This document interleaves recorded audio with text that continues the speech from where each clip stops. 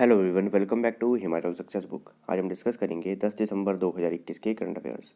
सबसे पहले हम हिमाचल देश के करंट अफेयर डिस्कस करेंगे, उसके बाद कुछ इंपॉर्टेंट नेशनल और इंटरनेशनल करंट अफेयर डिस्कस करेंगे।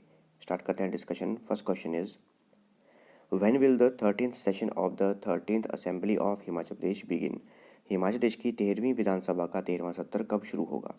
देखिए, जो अभी हिमाचल प्रदेश की विधानसभा चली है वो 13वीं विधानसभा चली है, यानी कि मुख्यमंत्री जयराम ठाकुर का जो कार्यकाल चला है वो 13वीं विधानसभा का कार्यकाल चला है। उसका जो 13वां सत्र होगा वो होगा विंटर सेशन। तो ये कब से शुरू होगा? ये शुरू होगा 10 दिसंबर 2021 से, यानी कि आज के दिन से ये शुरू होगा। ऑप्शन ए करेक्ट आंसर है, 10 दिसंबर 2021। तो हिमाचल प्रदेश विधानसभा का शीतकालीन सत्र धर्मशाला के तपोवन में आज से शुरू होगा, यानी कि 10 दिसंबर से शुरू होगा, और ये 13वीं विधानसभा का 13वां सत्र होगा। ये 10 दिसंबर को शुरू होगा और 15 दिसंबर तक चलेगा। इसमें टोटल 5 बैठकें होगी। इसके अलावा वर्ष 2005 में धर्मशाला के प्रयास भवन में पहली बार शीतकालीन सत्र हुआ था, और उसके बाद 2006 से तपोवन विधानसभा क्षेत्र में शीतकालीन सत्र हो रहा है, यानी कि धर्मशाला में ही है तपोवन, तो वहाँ पर शीतकालीन सत्र हो रहा है वर्ष 2006 से। और धर्मशाला के प्रयास भवन में पहली बार हुआ था 2005 में। और पिछले वर्ष जो शीतकालीन सत्र है वो नहीं हुआ था। क्यों नहीं हुआ था? क्योंकि कोरोना महामारी की वजह से सब जगह लॉकडाउन वगैरह लगा हुआ था, तो उस समय इसे स्थगित करना पड़ा था। इसके अलावा हिमाचल प्रदेश विधानसभा के जो अध्यक्ष हैं, यानी कि स्पीकर हैं, वो हैं विपिन सिंह परमार, जिनकी कॉन्स्टिट्यूंसी है सुलह, जो कि कांगड़ा डिस्ट्रिक्ट में है।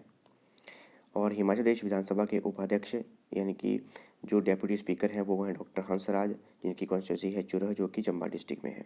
और नेता प्रतिपक्ष, यानी कि लीडर ऑफ अपोजिशन है मुकेश अग्निहोत्री, इनकी कॉन्स्टिट्यूंसी है हरोली, जो कि ऊना डिस्ट्रिक्ट में है। और हिमाचल प्रदेश विधानसभा के सचिव, यानी कि सेक्रेटरी हैं यशपाल शर्मा।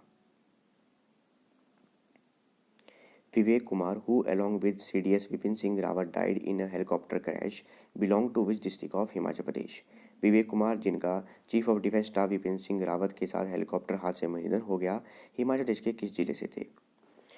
देखिए, तमिलनाडु में एक हेलीकॉप्टर में chief of defence staff Vipin Singh Rawat, उनकी धर्मपत्नी और 11 और आर्मी पर्सनल जा रहे थे, और किसी तकनीकी खराबी की वजह से वो क्रैश हो गया और उन सभी का निधन हो गया।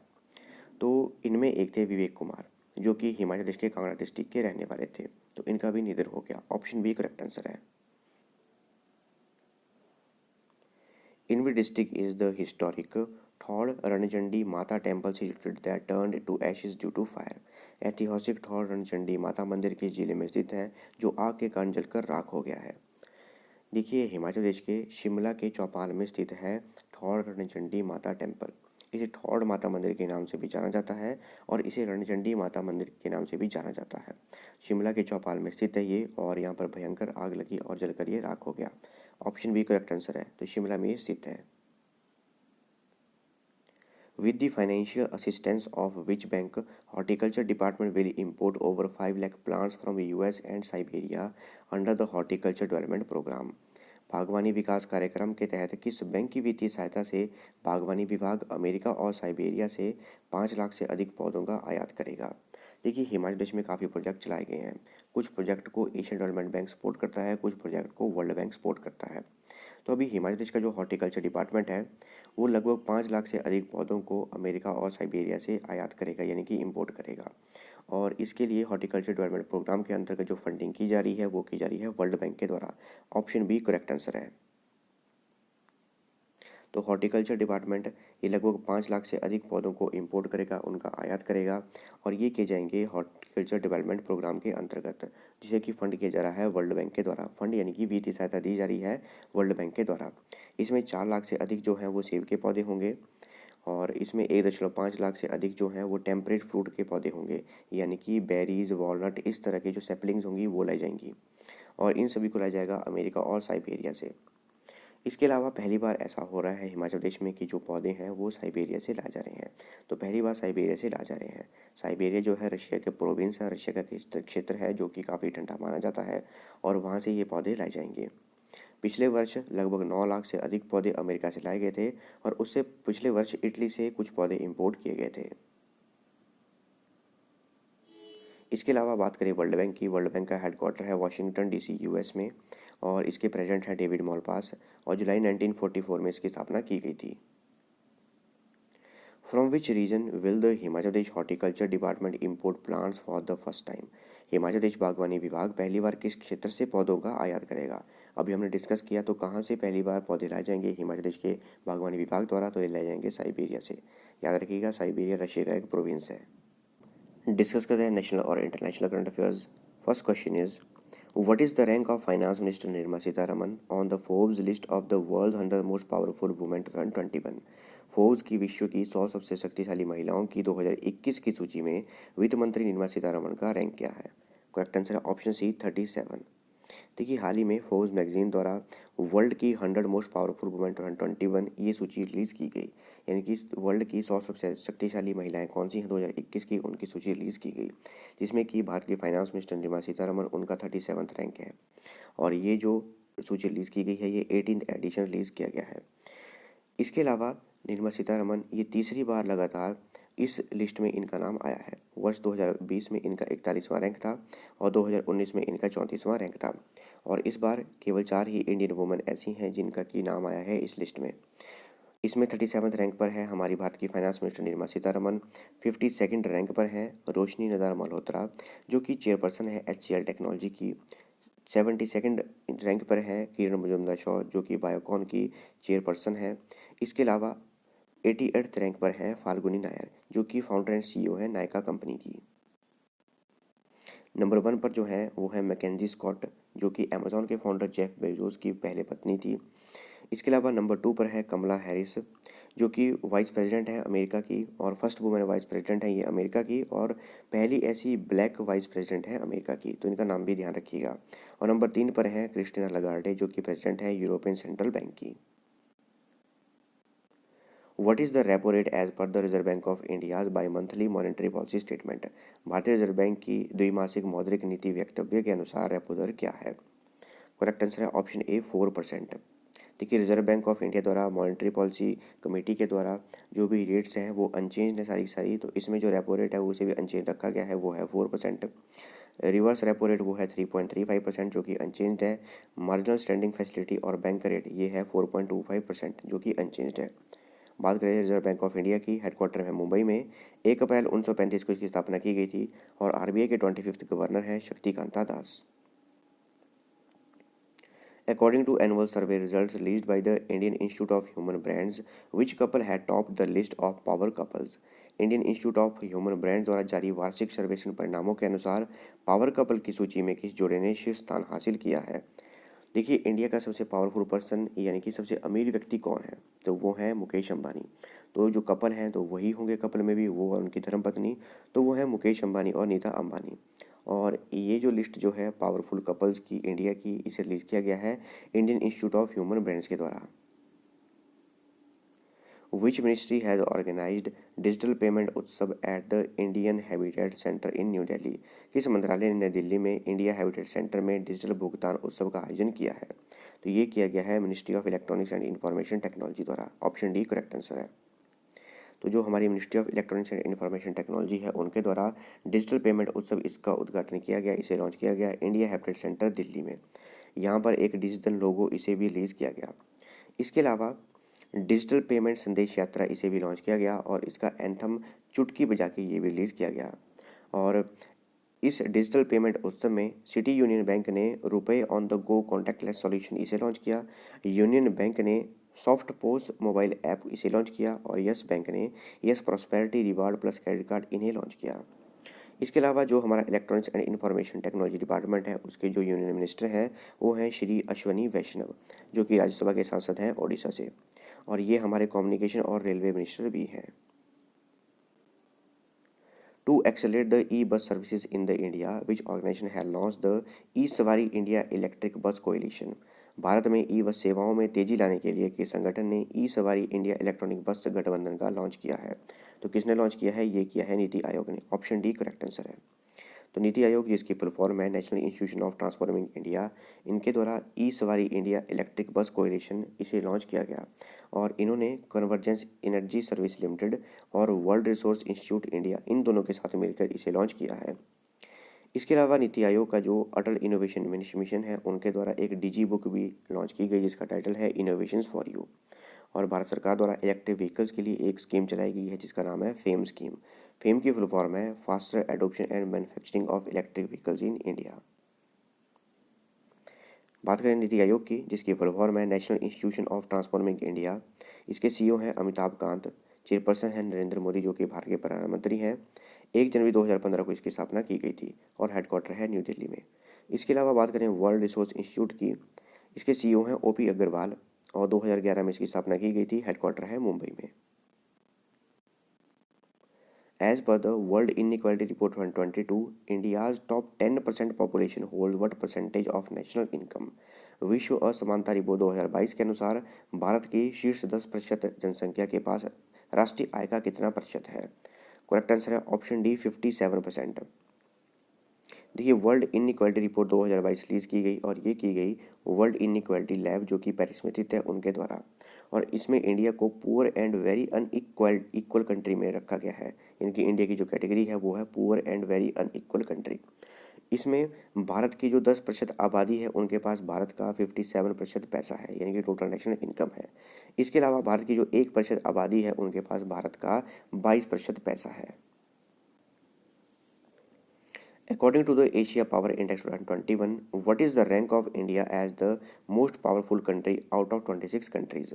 एशिया पावर इंडेक्स 2021 के अनुसार 26 देशों में से सबसे शक्तिशाली देश के रूप में भारत का रैंक क्या है? करेक्ट आंसर है ऑप्शन डी 4th।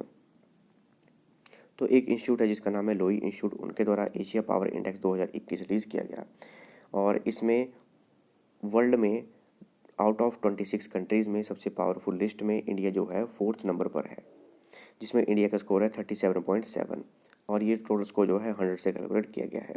और इसमें पिछले वर्ष के कंपैरिजन में इंडिया का स्कोर 2 पॉइंट कम हुआ है।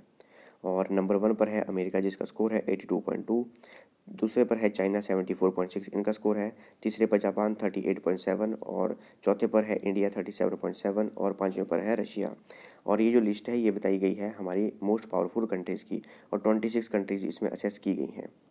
इसके अलावा वर्ल्ड इंटेलेक्चुअल प्रॉपर्टी ऑर्गेनाइजेशन द्वारा ग्लोबल इनोवेशन इंडेक्स जो दिया गया था उसमें इंडिया का 46 रैंक था। और जो लोई इंस्टीट्यूट है ये ऑस्ट्रेलिया के सिडनी में स्थित है, यानी कि वहाँ पर इसका हेडक्वार्टर है। Next is who has won the 57th Jnanpith award for outstanding contribution to literature? साहित्य में उत्कृष्ट योगदान के लिए 57वां ज्ञानपीठ पुरस्कार किसने जीता है? करेक्ट आंसर है ऑप्शन ए दामोदर मौजो। दामोदर मौजो ने 57th ज्ञानपीठ अवार्ड जीता है। हाल ही में 56th और 57th दोनों ज्ञानपीठ अवार्ड दिए गए। 56th जो है ये जीता है असम के एक पोइट हैं, असमी भाषा के पोइट हैं नीलमणि फुकन जूनियर, और ये आसाम के गुवाहाटी के रहने वाले हैं और तीसरे ऐसे आसामी राइटर बने हैं जिन्होंने कि ये ज्ञानपीठ अवार्ड जीता है। पहली बार 1979 में जीता था वीरेंद्र कुमार ने, उसके बाद वर्ष 2000 में जीता था मामोनी रायस्वामी ने। इसके अलावा जो 57th ज्ञानपीठ अवार्ड है वो जीता दामोदर मौजो ने। दामोदर मौजो गोवा के रहने वाले हैं और ये कोंकणी भाषा के दूसरे ऐसे राइटर बने हैं जिन्होंने कि ये अवार्ड जीता है। इनसे पहले वर्ष 2006 में रविंद्र केलेकर ने जीता था। इन दोनों ने जिस जिस लैंग्वेज में जीता है इसे भी याद रखिएगा, जैसे कि 56th ज्ञानपीठ अवार्ड ये जीता नीलमणि फुकर ने और ये जो है आसामी पोइट है, और जो 57th ज्ञानपीठ अवार्ड ये जीता कोंकणी भाषा के दामोदर मौजो ने। बात करें ज्ञानपीठ अवार्ड की, ज्ञानपीठ पुरस्कार की, हाईएस्ट लिटरेरी अवार्ड है ये हमारे इंडिया का, और जो कि इंग्लिश और अदर इंडियन लैंग्वेजेस में दिया जाता है, यानी कि जिन्होंने कि इंग्लिश और अदर इंडियन लैंग्वेजेस के लिए कार्य किया है उसके लिए दिया जाता है। वर्ष 1961 में इसकी स्थापना की गई थी और इसकी स्थापना भारतीय जनपीठ ट्रस्ट द्वारा की गई थी। भारतीय ज्ञानपीठ ट्रस्ट द्वारा की गई थी और भारतीय ज्ञानपीठ ट्रस्ट इसकी स्थापना की गई थी साहू शांति प्रसाद जैन फैमिली द्वारा। आप ऐसे याद रखिएगा, जो कि टाइम्स ऑफ इंडिया न्यूज़पेपर है उस न्यूज़पेपर को शाहू शांति प्रसाद जैन फैमिली द्वारा ही शुरू किया गया था। और ये जो अवार्ड है ज्ञानपीठ अवार्ड, इसे सिर्फ भारतीयों को ही दिया जाता है, यानी कि जो इंडियन सिटीजन है उन्हें ही दिया जाता है। Who has won the women's tennis association player of the year award 2021? महिला टेनिस संघ player of the year award 2021 किसने जीता है? ये जीता है एशले बार्टी ने। ऑप्शन डी करेक्ट आंसर है। देखिए वुमेन टेनिस एसोसिएशन अवार्ड ये दिए गए, यानी कि टेनिस में महिलाओं को अवार्ड दिए गए। इसमें player of the year award दिया गया एशले बार्टी को, जो कि ऑस्ट्रेलिया की प्लेयर है। Double team of the year ये दिया गया बारबोरा क्रेस्कोव और कैटरीना सिनाकोवा का, दोनों ही चेक रिपब्लिक की प्लेयर हैं। इसके अलावा most improved player of the year ये दिया गया बारबोरा क्रेसिकोवा को, जो कि चेक रिपब्लिक की प्लेयर है। New Qamar of the year ये दिया गया ईमा राडुकानु को, यूनाइटेड किंगडम की प्लेयर है। और comeback player of the year दिया गया कार्ल सोराज नवारो को, ये कि स्पेन की प्लेयर है। President Ramnath Kovind presented president standard to the Indian Navy which squadron. राष्ट्रपति रामनाथ कोविंद ने भारतीय नौसेना के किस स्क्वाड्रन को राष्ट्रपति का मानक प्रस्तुत किया है? तो ये किया है, ऑप्शन ए करेक्ट आंसर है, 22nd मिसाइल वेसल स्क्वाड्रन को। देखिए, हाल ही में राष्ट्रपति रामनाथ कोविंद द्वारा प्रेसिडेंट स्टैंडर्ड ये दिया गया और ये इंडियन नेवी के 22nd मिसाइल वेसल स्क्वाड्रन को दिया गया। देखिए, प्रेसिडेंट स्टैंडर्ड काफ़ी ऊंचा सम्मान है ये इंडियन नेवी में, और ये दिया गया 22nd मिसाइल स्क्वाड्रन को, जिसे कि किलर स्क्वाड्रन के नाम से भी जानते हैं। इसका उपयोग मुख्य रूप से वर्ष 1971 में जब भारत पाकिस्तान का युद्ध हुआ था बांग्लादेश को लिबरेट कराने के लिए, उस समय किया गया था। उस समय इंडियन नेवी द्वारा ऑपरेशन ट्रीडेंट शुरू किया गया था और जो पाकिस्तान के कराची का पोर्ट है उसे ध्वस्त किया गया था और उसे 22nd मिसाइल वेसल स्क्वाड्रन द्वारा ध्वस्त किया गया था। बात करें इंडियन नेवी की, तो नेवी डे होता है 4 दिसंबर को, और जो हमारे चीफ ऑफ नावल स्टाफ हैं वो हैं admiral R Hari Kumar. Who has recently joined the board of advisor for the International Institute for Democracy and Electoral Assistance? हाल ही में अंतर्राष्ट्रीय लोकतंत्र और चुनावी सहायता संस्थान के सलाहकार मंडल में कौन शामिल हुए हैं? करेक्ट आंसर है ऑप्शन डी, सुनील अरोरा। सुनील अरोरा भारत के चीफ इलेक्शन कमीशन भी रह चुके हैं। तो अब ये international institute for democracy and electoral assistance, इसके जो एडवाइजरी बोर्ड है उसमें शामिल हो चुके हैं। Which country had test fired vertically launched short range surface to air missile to overcome the various aerial threats? किस देश ने विभिन्न हवाई खतरों को दूर करने के लिए vertical launch short range surface to air missile यानी कि VLSRSAM का परीक्षण किया है? किसने किया है? ये किया है इंडिया ने। जो हमारी VLSRSAM ये मिसाइल है, इसकी फुल फॉर्म है vertically launched short range surface to air missile, जो कि सरफेस टू एयर मिसाइल है। इसे डिज़ाइन किया गया है DRDO द्वारा और इसकी जो मारक क्षमता है वो 40 किलोमीटर की है। Which organization has launched the laser communications relay demonstration and UVSC pathfinder from the United States? किस संगठन ने संयुक्त राज्य अमेरिका से laser communication relay D transmission and UVSC pathfinder launch किया है? तो ये किया है नासा ने। याद रखिएगा, नासा द्वारा laser communications relay demonstration and UVSC pathfinder launch किया गया है और नासा की फुल फॉर्म है National Aeronautics and Space Administration. ये याद रखिएगा, नासा की फुल फॉर्म है National Aeronautics and Space Administration. Padma Shri awardee Nand Kishore Prusty who has passed away, in which field did he get the Padma Shri award? Padma Shri पुरस्कार से सम्मानित नंद किशोर पुरुष्टि का निधन हो गया। उन्हें किस क्षेत्र में पद्मश्री पुरस्कार मिला? तो उन्हें मिला एजुकेशन की फील्ड में, और इस वर्ष 2021 में पद्मश्री से इन्हें सम्मानित किया गया था। राजस्थान के रहने वाले थे ये, और राजस्थान और उड़ीसा में इन्होंने एजुकेशन के लिए काफ़ी अच्छे कार्य किए थे और बाय प्रोफेशन ये टीचर थे। ये थी हमारी डिस्कशन, और अगर आपको इस सेशन की PDF चाहिए तो आप टेलीग्राम चैनल से ले सकते हैं। टेलीग्राम पे सर्च कीजिए हिमाचल सक्सेस बुक और वहाँ से आप इस सेशन की PDF प्राप्त कर सकते हैं। मिलते हैं नेक्स्ट डिस्कशन में। Thanks for watching video, do like share and subscribe my channel.